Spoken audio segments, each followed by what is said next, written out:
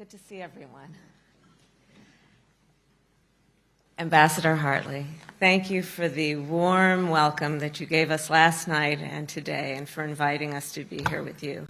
And thank you for your extraordinary leadership on behalf of the President and me and our country. And it is, of course, my honor to be with everyone here at the United States Embassy in London, as well as to be with former Prime Minister Theresa May, and all of the leaders from the private sector, civil society, academia, and our many international partners. So tomorrow I will participate in Prime Minister Rishi Sunak's Global Summit on AI safety to continue to advance global collaboration on safe and responsible use of AI. Today I will speak more broadly about the vision and the principles that guide America's work on AI. President Biden and I believe that all leaders, from government, civil society, and the private sector, have a moral, ethical, and societal duty to make sure that AI is adopted and advanced in a way that protects the public from potential harm, and that ensures that everyone is able to enjoy its benefits. AI has the potential to do profound good, to develop powerful new medicines, to treat and even cure the diseases that have for generations plagued humanity, to dramatically improve agricultural production, to help address global food insecurity, and to save countless lives in the fight against the climate crisis. But just as AI has the potential to do profound good, it also has the potential to cause profound harm. From AI-enabled cyber attacks at a scale beyond anything we've seen before, to AI-formulated bioweapons that could endanger the lives of millions of people. These threats are often referred to as the existential threats of AI, because, of course, they could endanger the very existence of humanity. These threats, without question, are profound, and they demand global action. But let us be clear, there are additional threats that also demand our action, threats that are currently causing harm, and which to many people also feel existential. Consider, for example, when a senior is kicked off his health care plan because of a faulty AI algorithm. Is that not existential for him? When a woman is threatened by an abusive partner with explicit, deepfake photographs, is that not existential for her? When a young father is wrongfully imprisoned because of biased AI facial recognition, is that not existential for his family? And when people around the world cannot discern fact from fiction because of a flood of AI-enabled mis- and disinformation, I ask, is that not existential for democracy? Accordingly, to define AI safety, I offer that we must consider and address the full spectrum of AI risk, threats to humanity as a whole, as well as threats to individuals, communities, to our institutions, and to our most vulnerable populations. We must manage all these dangers to make sure that AI is truly safe. So many of you here know my mother was a scientist, and she worked at one of our nation's many publicly funded research universities, which have long served as laboratories of invention, creativity, and progress. My mother had two goals in her life: to raise her 2 daughters and end breast cancer. At a very early age then, I learned from her about the power of innovation to save lives, to uplift communities, and move humanity forward.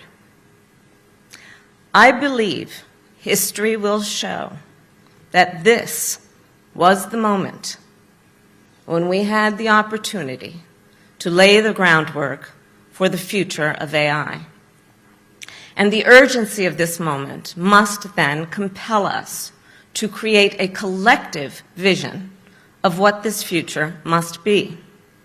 A future where AI is used to advance human rights and human dignity, where privacy is protected and people have equal access to opportunity, where we make our democracies stronger and our world safer. A future where AI is used to advance the public interest. And that is the future President Joe Biden and I are building.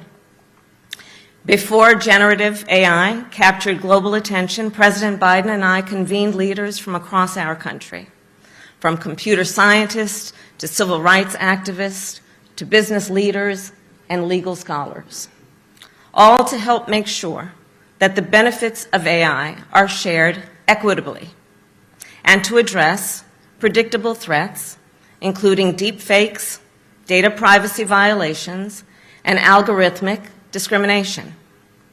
And then we created the AI Bill of Rights. Building on that, earlier this week, President Biden directed the United States government to promote safe, secure, and trustworthy AI, a directive that will have wide-ranging impact. For example, our administration will establish a national safety reporting program on the unsafe use of AI in hospitals and medical facilities. Tech companies will create new tools to help consumers discern if audio and visual content is AI generated. And AI developers will be required to submit the results of AI safety testing to the United States government for review. In addition, I am proud to announce that President Biden and I have established the United States AI Safety Institute, which will create rigorous standards to test the safety of AI models for public use. Today, we are also taking steps to establish requirements that when the United States government uses AI, it advances the public interest. And we intend that these domestic AI policies will serve as a model for global policy. Understanding that AI developed in one nation can impact the lives and livelihoods of billions of people around the world. Fundamentally, it is our belief that technology with global impact deserves global action. And so, to provide order and stability in the midst of global technological change, I firmly believe that we must be guided by a common set of understandings among nations. And that is why the United States will continue to work with our allies and partners to apply existing international rules and norms to AI and work to create new rules and norms. To that end, earlier this year, the United States announced a set of principles for responsible development, deployment, and use of military AI and autonomous capabilities. It includes a rigorous legal review process for AI decision-making and a commitment that AI systems always operate with international and within international humanitarian law. Today, I am also announcing that 30 countries have joined our commitment to the responsible use of military AI, and I call on more nations to join. In addition to all of this, the United States will continue to work with the G7, the United Nations, and a diverse range of governments from the global north to the global south to promote AI safety and equity around the world. But let us agree, governments alone cannot address these challenges. Civil society groups and the private sector also have an important role to play. Civil society groups advocate for the public interest. They hold the public and private sectors to account and are essential to the health and stability of our democracies.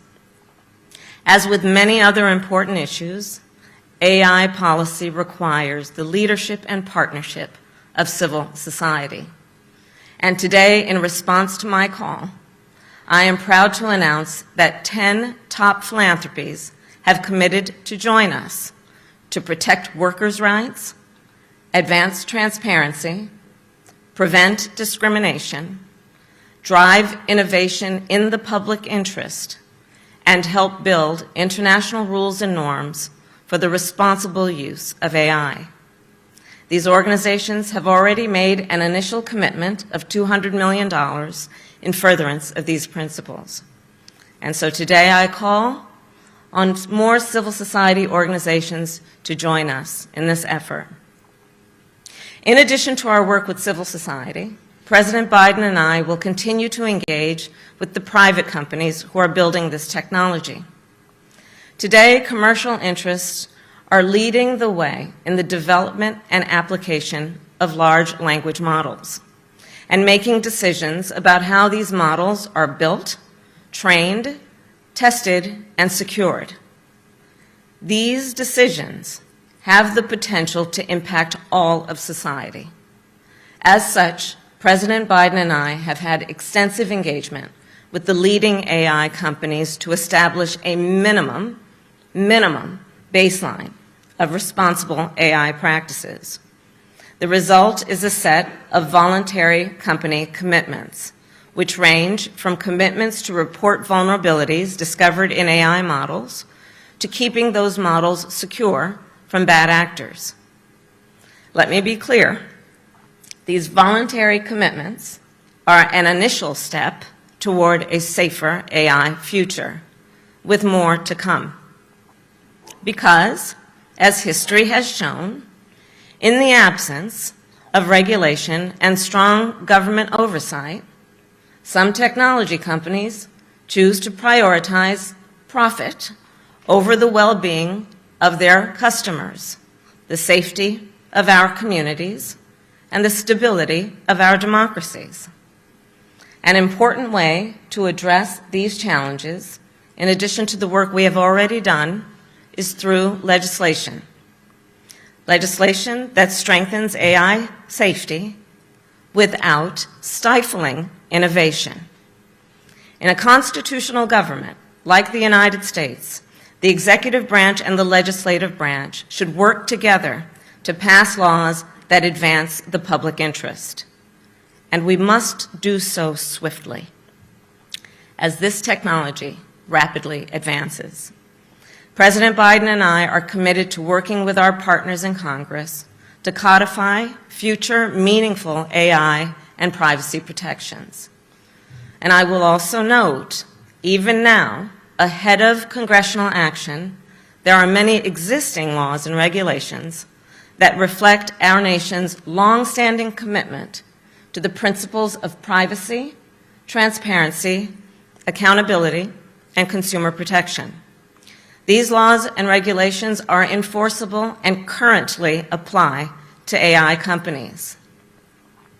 President Biden and I reject the false choice that suggests we can either protect the public or advance innovation. We can and we must do both. The actions we take today will lay the groundwork for how AI will be used in the years to come. So I will end with this. This is a moment of profound opportunity. The benefits of AI are immense. It could give us the power to fight the climate crisis, make medical and scientific breakthroughs, explore our universe, and improve everyday life for people around the world. So let us seize this moment. Let us recognize this moment we are in.